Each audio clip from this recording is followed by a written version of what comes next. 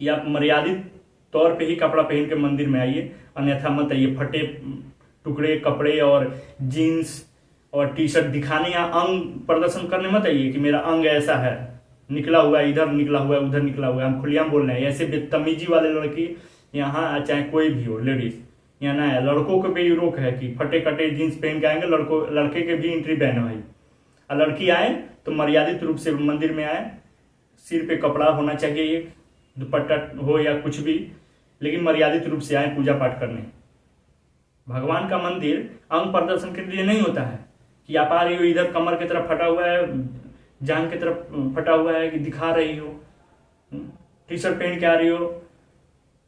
ये कोई मंदिर जाने की तरीका है? मॉडलाइज वहां मंदिर पूजा करने थोड़ी जा रहे हैं आज के युवा।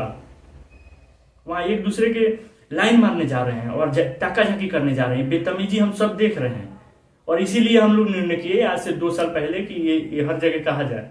हमारे ट्रस्ट हर जगह, सनातन सेवा संस्था, हम लोग हर जगह ये कह रहे हैं। और अपने बच्चे को मंदिर हर टाइम, छोटे बच्चे को अगर पास में मंदिर है तो प्रतिदिन भेजिए, नहीं तो हफ्ते में 2 दिन जरूर भेजिए मंदिर, और थोड़ा सा दूर है तो आप साथ में लेके जाइए बच्चों को। और रह गई ये बात, ऐसे लड़की अगर किसी घर में कर रही है तो उसको तुरंत मार डालो, नहीं तो उसको घर से ही बेदखल कर दो हमेशा के लिए। जाओ तुम्हारे जो मन करो, लेकिन घर पे ना आयो। खर्चा तुम घर से लोगी, इज्जत अपने माँ बाप के पगड़ी नीचे करोगी और तुम मजे करोगी जाके बाहर। अब से पूरा कनेक्शन काट लो। माँ बाप भी अगर ऐसे बच्चलन लड़की है तो उसे दूरी बना ले, क्योंकि इसमें आपका प्रतिष्ठा बचेगा नहीं। इसे छोड़ दो, ये अपना जो मन करे वो करे, लेकिन अपना कमाए। एक बात आपको बता दे भाई, जब तक आपके ये चमड़ी जो है ना चमक है, तभी तक लोग पूछते हैं, ये भी याद रखिएगा।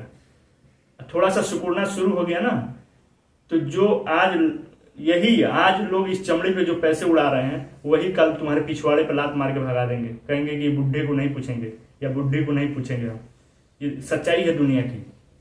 अभी शायद इससे अवगत नहीं हो। हम लोगों को क्या होता है ना कि हम लोग अवेश में आके, अब जैसे मान लो मैं यंग मैन हूं, तो अब हमें लगेगा घमंड है पूरा 7वां आसमान पर कि नहीं मेरा तो कुछ हो ही नहीं सकता, मैं ऐसे ही रहूंगा हमेशा। ऐसा नहीं है प्रकृति का नियम मेरे भाई मेरे बहन, ऐसा नहीं है। ये प्रकृति हमेशा बदलती रहती है और प्रकृति के साथ ही चलना पड़ेगा, ये भी याद रखें। माइकल जैक्सन जो था वो मतलब महीने का अरबों करोड़ों रुपया शायद फूकता था अपने शरीर पे, और वो कहता था कि हम बुढ़ा ही नहीं होंगे और हम मरेंगे ही नहीं, लेकिन मरा, अभी बुरी तरह से मरा। यंग दिखने के लिए हमेशा हर दूसरे दिन की पहले दिन, अब इतना कंफर्म नहीं, इंजेक्शन लेता था। आप लोग गूगल पे जाके देख लीजिएगा।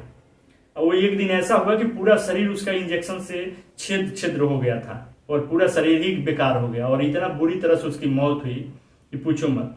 तो अगर आप सोच रहे हो कि मेरे पास पैसा है, तो ऐसा नहीं है। पैसे से आप मौत को खरीद नहीं सकते हो। दुनिया में मौत खरीदा नहीं जा सकता है कि आप मौत से बच जाओगे। वो तो जिस दिन लिखा हुआ है जाओगे ही।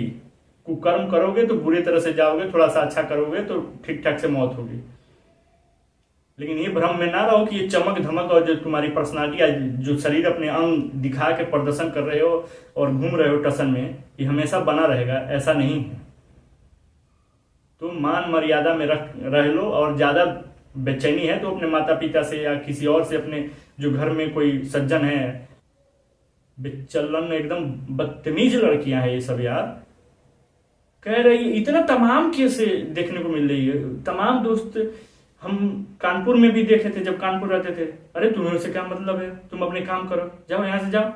ऐसे दुकारती है लड़कियां, जब फंस जाती है तो रोने लगती है। इतना नोटिंग की बाजी है। इन लोगों को तो मरना चाहिए। हमारे सामने एक गंगा बैराज है, शायद जो कानपुर से बिलोंग करते होंगे वो जानते होंगे। गंगा बैराज पर हम लोग हर संडे को जाते थे घूमने। वहां भी यही हुआ था।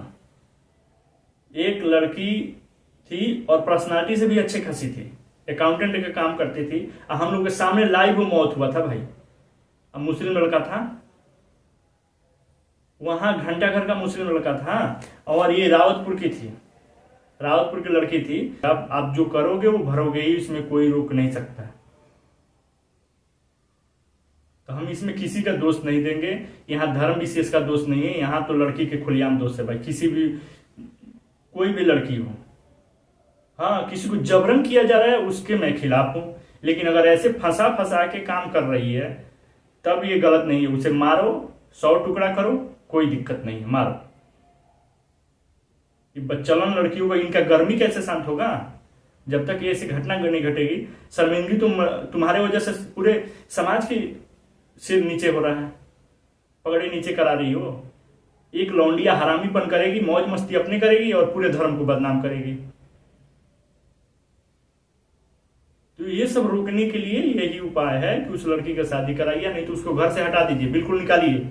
जब अपने दर दर के जब ठोकर खाएगी, कमाएगी, दूसरा कौन व्यवस्था, कहीं नौकरी नहीं लेगा तो देह बेचो। जब शरीर बेचोगी तब मालूम चल जाएगा, आज नहीं तो 5 साल के बाद तब रोगी, अपने आप पे पछतावा आएगा।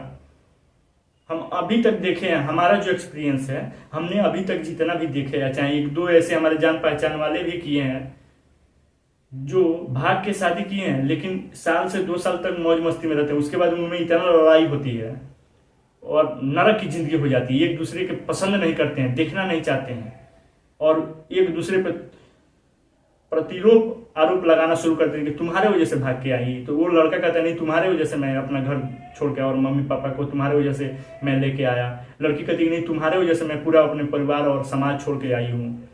और उस टाइम मजा में जब गर्मी थी तो समझ में नहीं आ रहा था कि नहीं ऐसा नहीं करना चाहिए, मान मर्यादा मेरा पूरे खानदान को जाएगा, मेरे गाँव वाले को जाएगा।